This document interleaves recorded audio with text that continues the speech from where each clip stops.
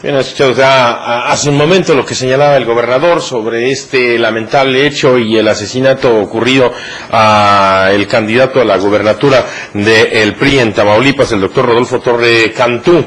Este mediodía he tenido oportunidad de platicar con representantes de los partidos políticos, algunos de ellos, como el caso del PRD, advierten que han tenido ya dos hechos que les han llamado la atención y uno de ellos, bueno, pues lamentablemente sí ha cobrado una vida. Sin embargo, tanto la gente del PAN como del PRI en la insistencia de que esto debe de caminar, es decir, que las elecciones en Veracruz deben de realizarse, que no tendrían que por qué además trastocarse el proceso e incluso las campañas, que si bien estas tendrían quizá que tener el día de hoy o deberían, por obvias razones, el sentido y el dolor de luto, deberían de continuar con sus actividades regulares. En la línea telefónica Fernando Vázquez Rigada, analista político y para fortuna nuestra, colaborador de nuestros espacios, a quien le agradezco que tome el llamado telefónico. Fernando, te saludo con gusto. Buena tarde. Gracias, Javier. Saludo al auditorio. El gusto es mío, como siempre. Gracias. He escuchado algunas opiniones, como la del maestro Crespo, que han dicho que esto podría haber sido previsible, toda vez que está pasando lo mismo que ha sucedido en Colombia. Y bueno, pues la tendencia viene siendo similar a aquello. ¿Coincidirías con esta idea? Bueno, yo creo que hay que señalar varias cuestiones. Este hecho no lo habíamos vivido nunca en México, de esta magnitud. Se habían tenido atentados contra candidatos o autoridades de otro nivel. Aquí estamos hablando prácticamente del que era el gobernador virtual por elegir, pero electo según todas las encuestas, Javier. 60-30 creo, ¿no? Efectivamente, los últimos datos hablaban de una diferencia, que él tenía una intención de voto de más de 60, casi 61%, una elección verdaderamente abierta. Entonces, me parece que efectivamente este hecho nos lleva a un escenario como el que se vivió una vez en Colombia.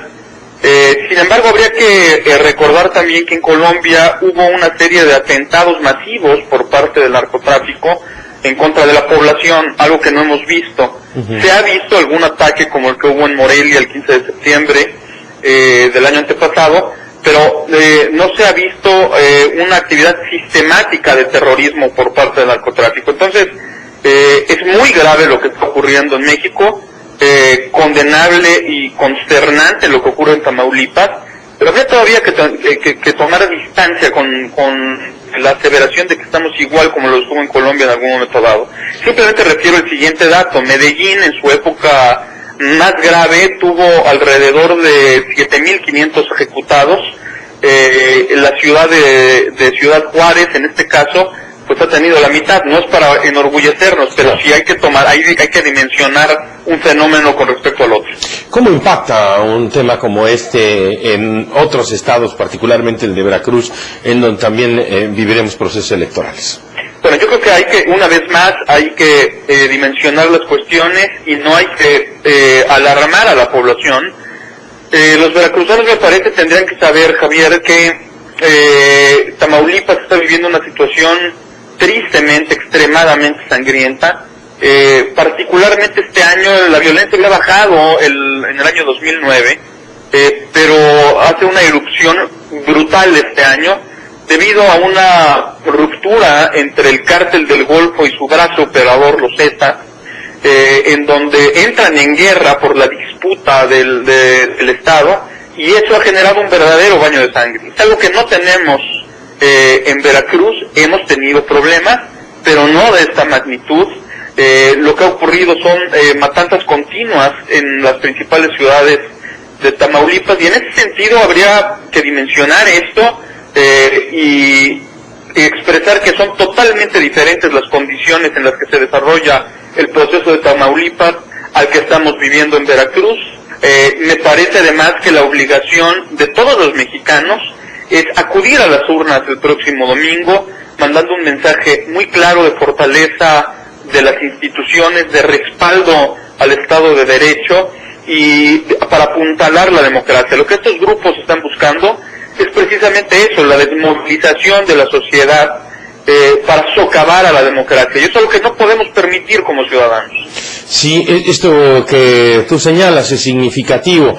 Desde este año, casi finales al anterior, se presentó esta situación que ha generado hechos de violencia de todos los días. De los pocos que conocemos, son muchos los otros que hay atrás en el estado de Tamaulipas, y en lugares muy específicos, además, de acuerdo al mapa de operación que está teniendo estos grupos. Por ejemplo, en Matamoros, comparado con Reynosa, una población a 45 minutos, las cosas son mucho más en calma, porque ahí es donde se encuentra, de acuerdo a las investigaciones ya proporcionadas por las autoridades, una de las bases de estos grupos, y entonces saben que no tan fácilmente podrán ingresar a esta zona. Sin embargo, en muchas partes, como el propio San Fernando, donde hoy estaría haciendo un precierre de campaña el doctor Torre, son lugares que se han quedado sin ley. Muchos de los alcaldes pegados a la zona fronteriza están ya viviendo en Bronzeville y poco van, de hecho, a realizar sus labores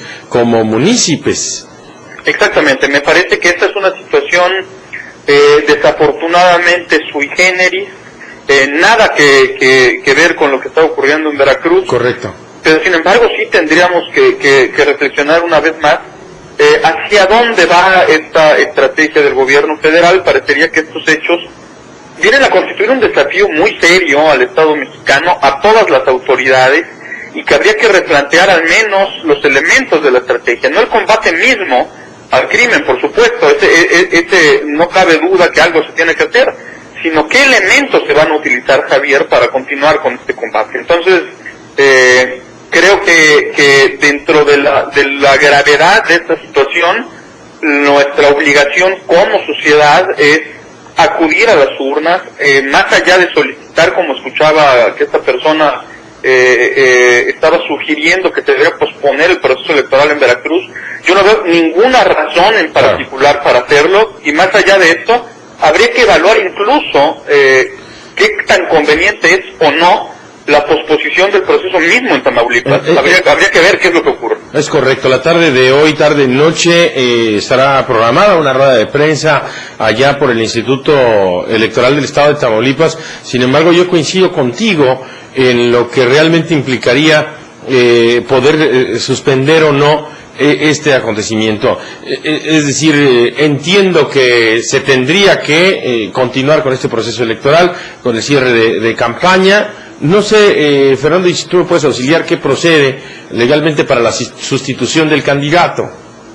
Bueno, aquí es una situación obviamente excepcional, en donde se tendría que buscar a alguien que no estuviera ejerciendo un cargo para cumplir con los requisitos constitucionales, y entonces registrarlo de inmediato y nominarlo. Eso es lo que ocurriría. Ahora, ¿qué es lo que va a pasar? Bueno, esta persona no tendría ya la oportunidad de hacer campaña alguna, no aparecería en la boleta, Javier, que es algo importante también para la legalidad del proceso. Este requisito quedaría subsanado precisamente por la excepcionalidad. Claro. Pero a fin de cuentas, me parece que también el instituto tendrá que buscar la cuestión de la legitimidad.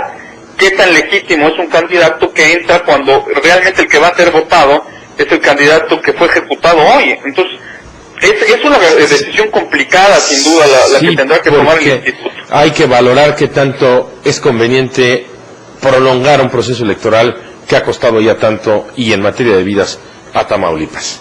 Exactamente, y valorar si la posposición de los comicios, pese a todo esto que comentamos, no es un mensaje también, en este caso, de que el crimen gana. Me parece que eso es a lo que está apostando el crimen organizado, claro. Y posponerlo pues siempre es una decisión grave. Muy bien, Fernando, muchísimas gracias.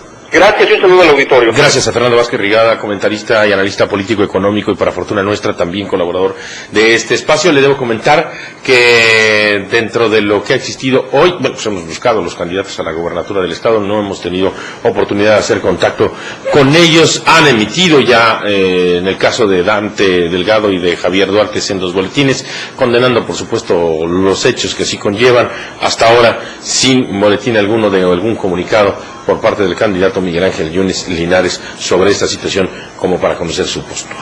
Le damos vuelta y regresamos con los deportes. En unos instantes volvemos con Jorge Paibre y Javier Moranchel en Dos Puntos y Aparte.